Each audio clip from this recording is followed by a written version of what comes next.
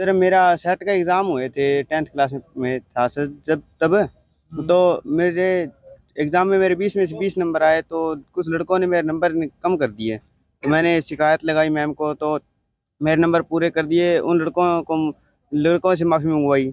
बाद में मेरा प्रोजेक्ट बनाया था मैंने, तब वो प्रोजेक्ट मेरा सेकंड आया। तब डीओ सर ने सम्मानित किया था मुझे। तो अ, उसके बाद वो लड़के कहते हैं कि हम ना तुझे कितनी मेहनत कर ले तो हम तुझे आगे नहीं बढ़ने देंगे। कुछ दिनों के बाद वो लड़के आता है सुबह सुबह हमारे घर पर और मुझे कहता है कि आजा खेलने चलते हैं, और मुझे अपने साथ अपनी बाइक पर लेकर जाता है। वो वहाँ पर अपने घर ले जाता है और वहाँ पर मुझे 5 लोग थे, उन्होंने मुझे अपने कमरे में बंद करके मुझे पीटा, काफ़ी पीटा मुझे। बाद में मुझे ज़बरदस्ती अपनी गाड़ी में बैठाया और बाद में अपने खेत में लेकर गए।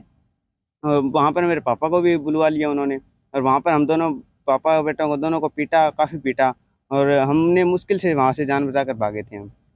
उसके बाद सर अब मुझे पेपर नहीं देने दे रहे थे, मुझे रोल नंबर नहीं दिया जा रहा था। तो बाद में मुझे पुलिस सिक्योरिटी के अंदर पेपर दिलवाए गए, मुझे मेरा रोल नंबर एडवोकेट द्वारा दिलवाया गया था मुझे। पुलिस संजू बाला एडवोकेट ने मुझे मेरा रोल नंबर दिलवाया था। पुलिस सिक्योरिटी में मैंने सारे पेपर दिए थे। एक मामला दर्ज करवाया गया था झूठा, मुझ पर झूठा इल्जाम लगाया गया था कि मैंने उनकी कोई लड़की है उनका हाथ पकड़ लिया। ये मैंने तो ऐसा कुछ किया नहीं था। हाँ, जब मामला दर्ज हुआ उसके बाद आपके साथ क्या क्या हुआ? उसके बाद मुझे शनिवार को मुझे पुलिस वाले आकर और कहते हैं कि आजा चौपटा थाने चलते हैं।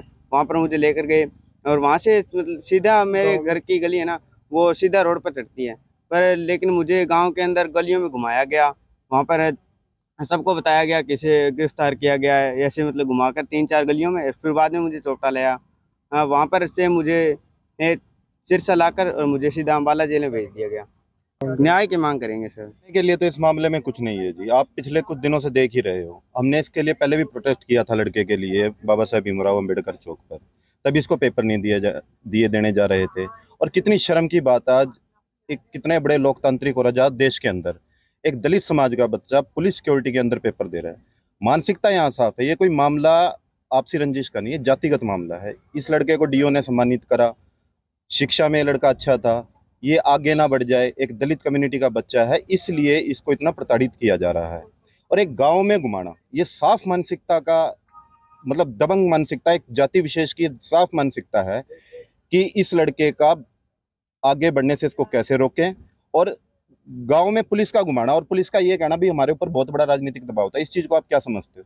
तो अपील हमारे समाज से, जो आज समाज सुता हुआ है आज उठ जाए, जाग जाए। उन लोगों की एकता के कारण आज बच्चे को, सिर्फ उन लोगों की एकता थी कि इस बच्चे को इतना प्रताड़ित करके, और वो उनके इतने हौसले मजबूत हो गए कि इसके ऊपर पॉस्को एक्ट भी लगवा दिया, इसकी गांव में बेइज्जती भी कर दी, इसको पेपर देने से भी रोक दिया, इसके बाप को इसको पिटा भी। चलो मुकदमा इस पे दर्ज था, इसकी माँ को उठा के ले जाने का क्या मतलब था थाने के अंदर?